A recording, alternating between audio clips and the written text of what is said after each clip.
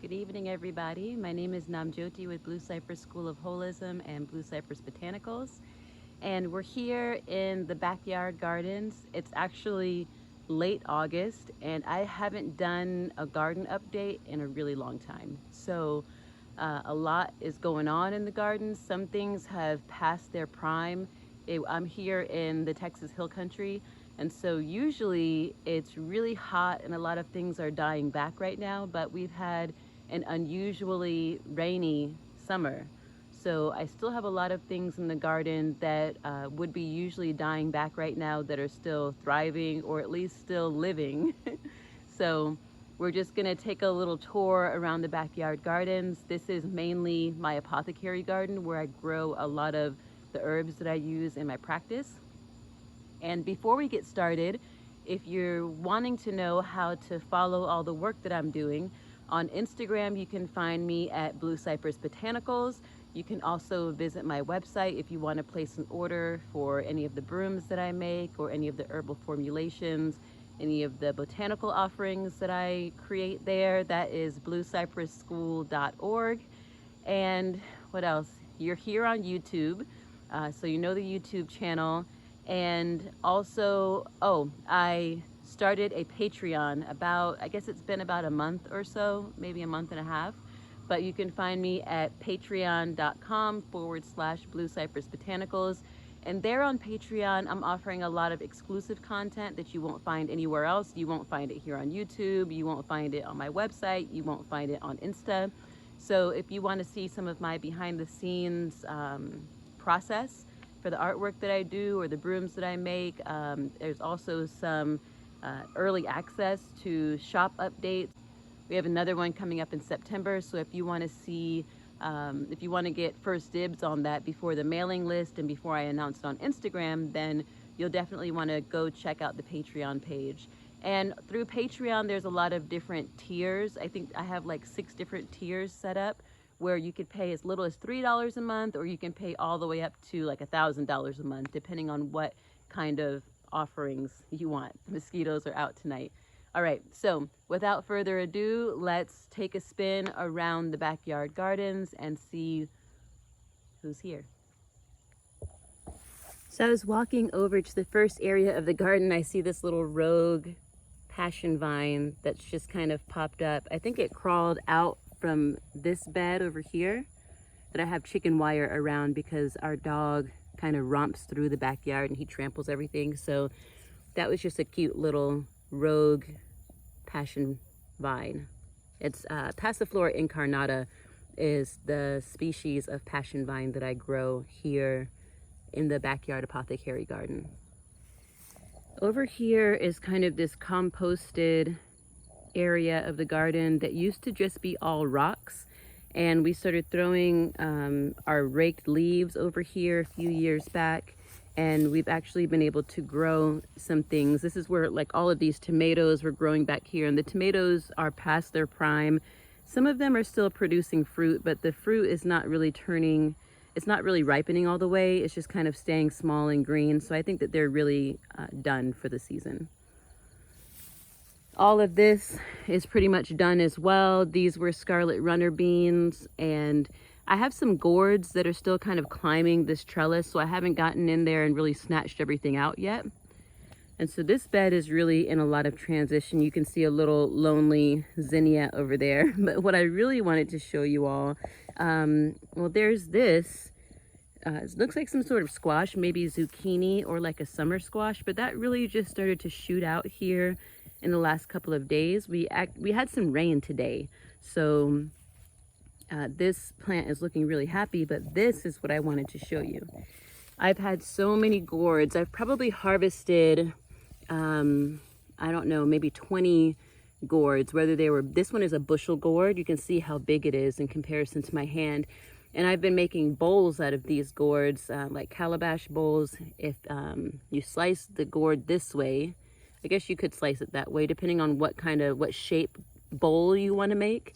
And then you scrape out the insides and allow it to cure.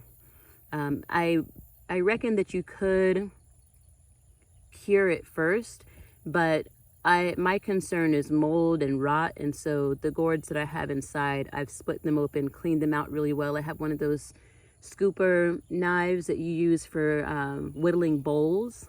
I'm not sure exactly what that tool is called, but it's a knife that's kind of hooked at the end, and it's good for scraping. So I've been using that a lot. And in my Patreon video, I show, in my Patreon account, I show how you can turn these into bowls that you can actually eat out of. So there's a bushel gourd, and it looks like it's pretty much spent. You can see it's getting really dry around the stem. And so, and it's really dry up here even. And so this one, I was waiting to see exactly how big it was gonna get, but I'll probably go ahead and harvest that one in the next day or two. And I set it up on a rock because I didn't want the bottom, let's look. I didn't want the bottom to get soft and rotten, which it hasn't. So it's a really good looking gourd. And that's one of the larger ones from this season. Over here, you can see the gourds have really just taken over. All of these are gourds. I planted bushel gourds, birdhouse gourds, and dipper gourds. And here's another gourd over here.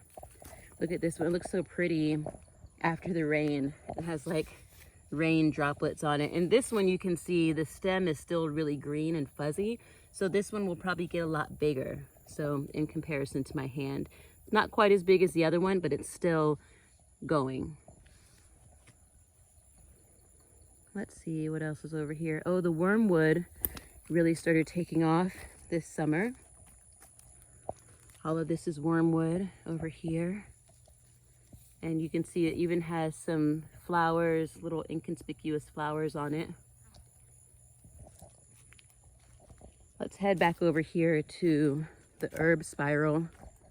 The herb spiral has kind of gone wild as well. You can see here, this is Calamus, and I don't have enough Calamus planted to really do much with it, but I may harvest some of the root and tincture it just for my own personal use.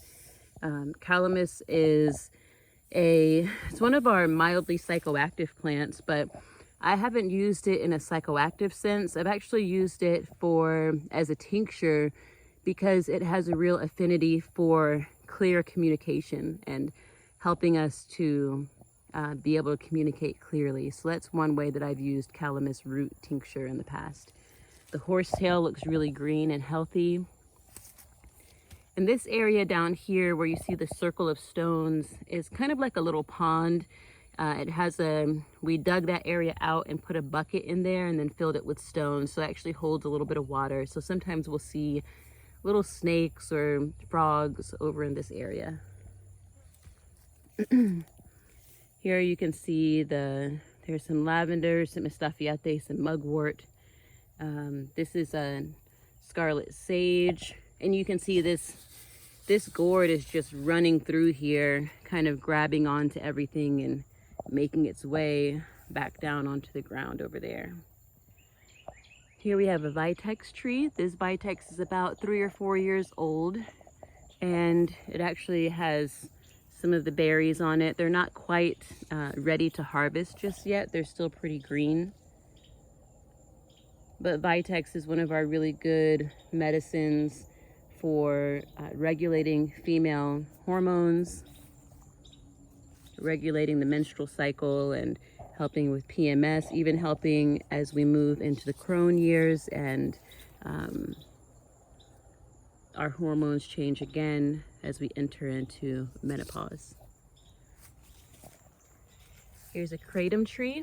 This Kratom is looking really healthy. We grew this inside for probably about a year. And then you guys know how I like to do brave experiments of putting stuff outside in the ground. And the Kratom was one of those experiments, and it's going really nicely. It's under here, the backyard apothecary is under this canopy of oaks. And so because we're under the oak, I feel like a lot of things are able to really thrive back here, even during the summertime, that would otherwise just be defeated by the sun. Here's an oak leaf hydrangea this is in its second season here, and it has not flowered yet. I'm really excited to see the flowers, but I use this plant a lot in my eco printing work. It makes a really nice print on fabric. So that's one way that I work with this. The Datura is really leggy and tall right now, and you can see something's been eating away at it, but it's still, some of it's gone to seed. This is Deterra Inoxia, one of our nightshades, a poisonous plant, but it's good for topical use. It's not good for ingestion, but topically, a salve or an ointment made from Datura is really good for chronic pain. And I've never made one of those salves before, one of those ointments, but there are other people out there doing that kind of work. Here's a pod that's really dry. It's probably getting ready to burst open and drop its seeds onto the ground.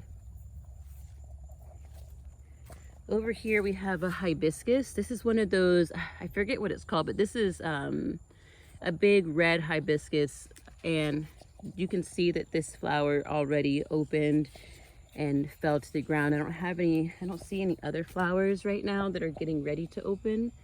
This one is already, I've been coming out when the flowers are spent and just collecting them and drying them so that I can use those to make a dye bath as well. All right, let's make our way around. If you look through the garden, I planted all of this broom corn. Since I'm a broom maker, I decided I wanted to try my hand at growing broom corn this year. So I came into the backyard garden, I just threw broom corn everywhere. And so this is the result of that, is that we have these broom corn plants. They're not as tall as the crop that we grew in full sun. We had, I don't know, probably 300 broom corn plants that grew in full sun. They were a lot taller than these guys because these don't get as much sun, but they're still really beautiful, and I'll be harvesting these soon to add into the brooms that I make.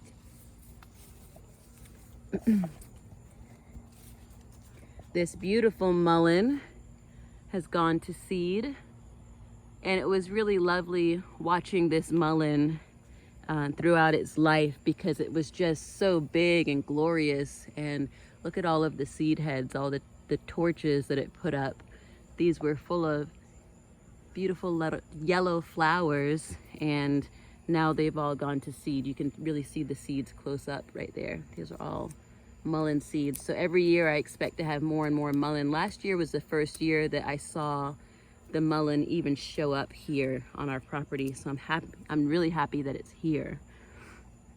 Mullen is one of our best medicines for the health of the lungs.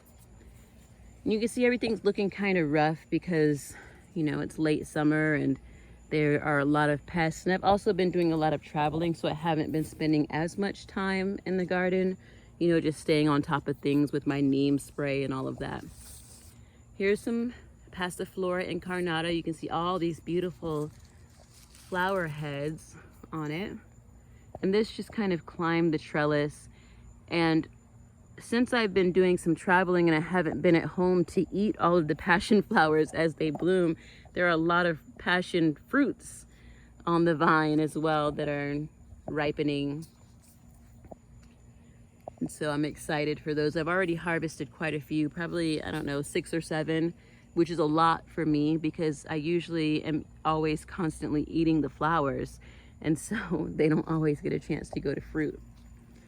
This is burdock. This is the same area that I grew burdock last year, and I harvested all of the burdock root last year in the fall and used it in like my soups and broths and stuff. But this year I'm going to just leave it alone and see what happens. So all of that is burdock, and I planted it in the same place because it did so well. It was really easy to dig up. All right, over here we have a bunch of little baby Daturas that are popping up everywhere. But this mimosa, the Alobesia julibrissin, with the beautiful bright pink flowers, it's really good medicine for grief and heartache and sorrow. It's the universal tree of happiness in Chinese medicine. And I use all parts of this tree. Not this tree, because clearly it's just like a itty bitty little baby, but I use the leaves, flowers, and the bark for the different formulations that I make. So I tincture all of those together and then add them to formulas, or it can be taken, you know, by itself as a simple. But this little baby made it through. I planted 2 last spring.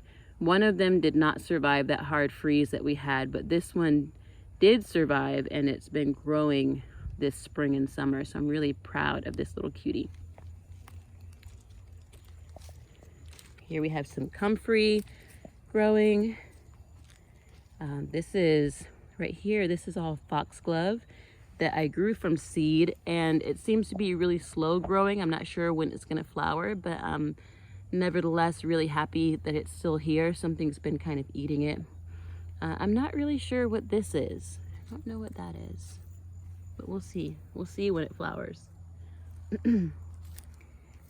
Here's the Belladonna, and the Belladonna looks really sparse right now, but I came out here and cut it way back. You can see this is kind of some new growth that's coming, but I cut it way back because it was going to seed and it just looked like it needed to be cut back. But it did really well this summer. It was big and beautiful with a bunch of leaves. We didn't have a big pest problem this year like we did last year. Oh, you can see this passion vine. They were a bunch of caterpillars, those Fritillary caterpillars that only eat the passion vine. They were on this vine the other day, and you can see they just pretty much decimated it. Here we have a little fig. Beautiful, healthy little fig that I planted last spring from a cutting that I got from a local nursery.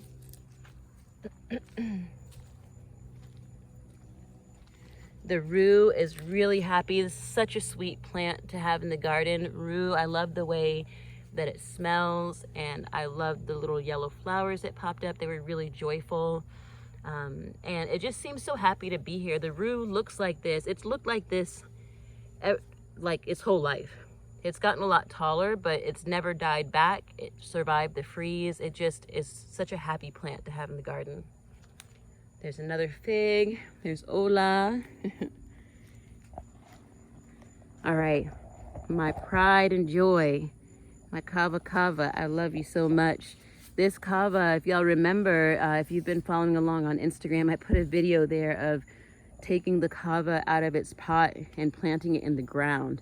And I always get feeling really kind of nervous and worried a little bit when I take stuff out of a pot and put it into the ground, because there's just, I guess, there's a belief that so many things won't grow here.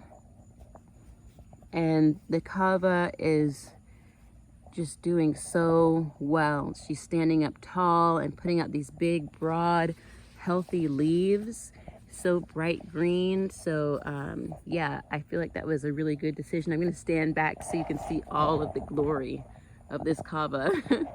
And I planted this, I put it in a pot last spring, and it was probably like this big.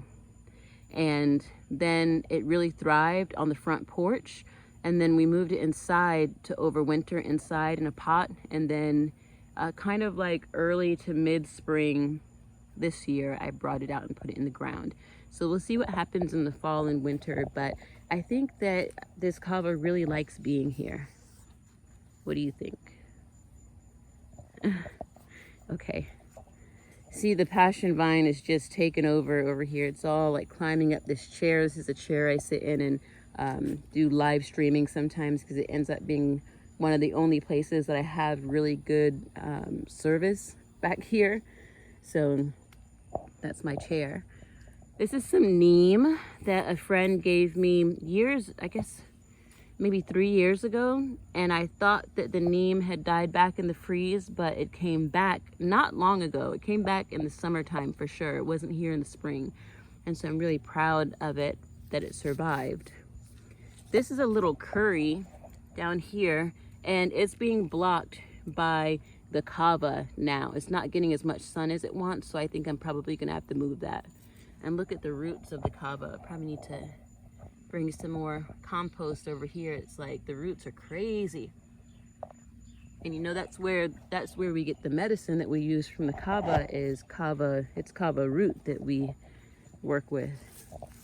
This is another curry, and the curry and the neem look so similar. It was really hard for me to tell them apart, but I reminded myself that I planted my neem, or I had the neem first, and I planted the curries on either side of the neem. So that was the way I remembered it when I saw it coming back. Here's a native pearl milkweed vine, and I love this plant because it puts out these little adorable little flowers that look like they have pearls in the center. And then you see the seed pod down here. That's from the pearl milkweed. Oh, and look at this little guy. Here's one of our Gulf Fritillary caterpillars. Let's see. Eating my passion vine. And they look really scary with their little spikes, but they're not spiky at all. You can totally pick them up. And I like to just like throw them over the fence because they'll eat. The thing that's really annoying with those caterpillars is that they'll eat bites out of all the leaves of your passion vine, and so they'll end up killing the vine if it's not prolific enough, just because they just eat some of all the leaves. So that's what ends up getting it. Here's this glorious passion vine. This is probably a few passion vines growing all in the same area. One of my most beloved herbs, and I like to, the way I work with this plant is just to come out here and sit with it, which is really beautiful. Oh, here's a little fruit. Just sit with it and kind of just be in its energy and talk to it, and it brings me a lot of comfort to be around the physical vine of passion vine, but also the leaves we use a lot for medicinal purposes. So it's a relaxing nervine. It helps with insomnia, and it helps to really stop the chatter of the mind, enough for the body to relax and calm and fall asleep. I like to eat the flowers fresh. It's really, I guess that's probably my favorite way of working with the medicine, is eating the flowers fresh when they bloom in the morning. And also making an infused honey from the flowers. It's a really delicious way to connect with passion flower as well. So you can see this vine is just kind of doing its own thing. Has a lot of fruit on it. Here's a little castor plant that I grew from seed because I love castor. It's just so beautiful. It's one of our poisonous plants, and so I don't really work with the medicine of castor, but I like its presence in the garden. It's just a really majestic plant. And when we move into the front and do a tour of the front area, I'll show you the big castor that's growing out there because it's in full sun, and so I think it likes it a little bit better out there. Here's lemongrass, which is big and beautiful and fragrant. I probably need to come out here and harvest some of this and make like a fresh lemongrass tea. That would be really nice. It's one of my favorite fresh teas is lemongrass. Here's a rogue blackberry. We totally tried to move the blackberry last spring, and we moved a big chunk of it. We thought we had moved all of it, but clearly we left some behind. Here's our wisteria, and I really love the curly Q of wisteria. I can't wait until this plant is large enough and established enough for me to come and harvest a broomstick from it. And you can see this area right here is blank. It has no leaves because when we take the goats foraging, they like to come over here and eat the wisteria that they can reach. Oh, there's another one of those Gulf Fritillary caterpillars. Let me see if I can hold the camera still enough to capture it. Oh, here, maybe I can zoom in. Oh, still blurry. I'm not gonna pick that one up. I'm not a huge fan of picking up caterpillars, but, and this wisteria seems like it would make a really good like basket, the way the vine is so flexible. All right, this is a big old mess. I had some passion vines in a pot and they just started climbing all over this salvia, this Scarlet Sage. A little Turk's cap.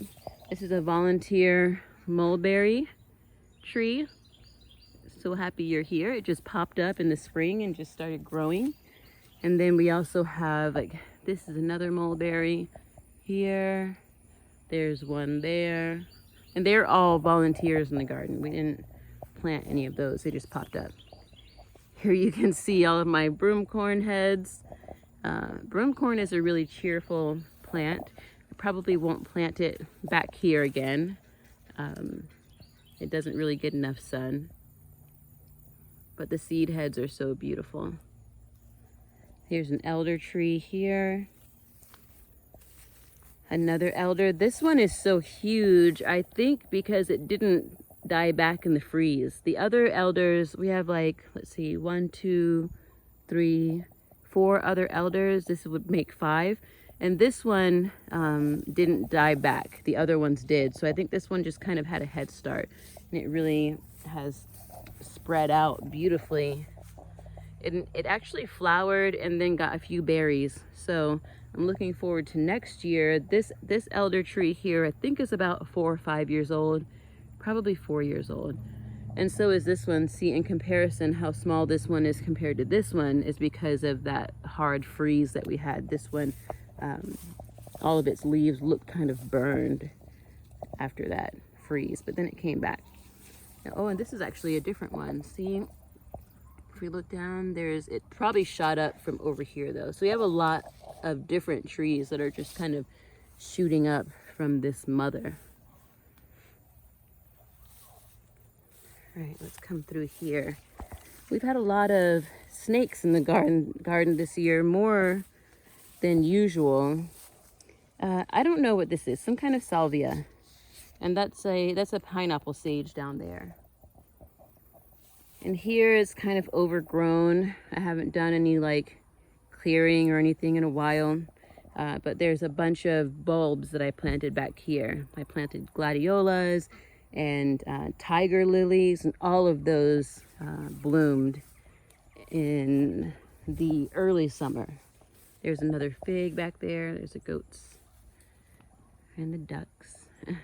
It rained, and so their area is really a mess right now, but the ducks are really on the forage because they like it when it's kind of wet and soggy, where they can dig with their bills and find little bugs and stuff.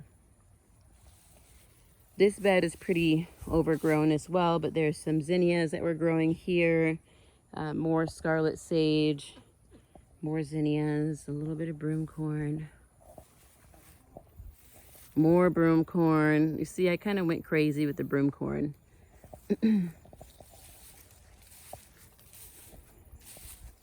This was our nasturtium bed, and it's really just kind of dying back now, but I planted these nasturtiums from seed in the winter. I started them inside under the grow lights, and they were really just thriving all through the summer. We were adding so many of these beautiful flowers. Oh, there's a sweet butterfly. We were adding so many of these nasturtium flowers to salads, and just we really made good use of all of these. There was also some chickweed that I was growing in here, and I was feeding that a lot to the goats, but that's already gone. There's one more beautiful friend that I'd like you to see, and then we'll kind of end our tour. This beauty is the Empress Tree, and no wonder. Look at how she's just like standing so majestically up there in the sky. And the Empress Tree went dormant for the winter, and it came back in the spring, and it just really took off. I'd say it probably grew, I don't know, 10 feet, or I don't even know how tall this is, but the Empress Tree is known to grow up to 15 feet in one season. And so I feel like that's totally happening here. But it's such a beautiful tree, and I'm excited for whenever it's going to flower, because it's also called a foxglove tree, which is why I planted it back here. I know it becomes invasive in some places. I think some people in Tennessee have told me that it's really running rampant there, but it's not growing wild here. And I'm really happy and excited to see these foxglove-like flowers that will bloom from this tree. All right, so that's what's going on back here in the backyard gardens. And you can see a lot of things that would usually be dying back are really still thriving. Our Echinacea patch we didn't really look at because there's not much to see there. The Echinacea is pretty much done, and I'll probably dig up some of the roots to add to the Echinacea tincture that I make, which is flowers, leaves, stems, and then in the fall I harvest the roots and add them into that tincture. So it's a tincture of the whole plant. You know, Echinacea is really good for boosting our immune function, and it's good medicine for the cold and flu season, so I'll be working with a lot of that here shortly. But that's really it. And here soon, like even right now, we've already got starts going for the fall, and later on we'll go into the front yard gardens and see what's going on out there and look at the different vegetables and things that will be growing for the fall and winter. Because one of the beautiful things about living in the Texas Hill Country is that we can grow food all year long. So the garden and everything is in transition right now, transitioning from the summer to the fall. So I will do my best to stay on top of these videos and give you another garden update here soon before the summer ends, so that you can see how the garden in the front looks now as opposed to how it looks when we get all of those fall and winter veggies in there. But if you like this video, then click like, subscribe, share, leave me comments. I love to see your comments. They kind of trickle in slowly, and I know it's been a while since I've made a YouTube video, and hopefully you guys are still out there and hopefully you've been like, oh, well, where's Nam Joti? We would love to see another video from her.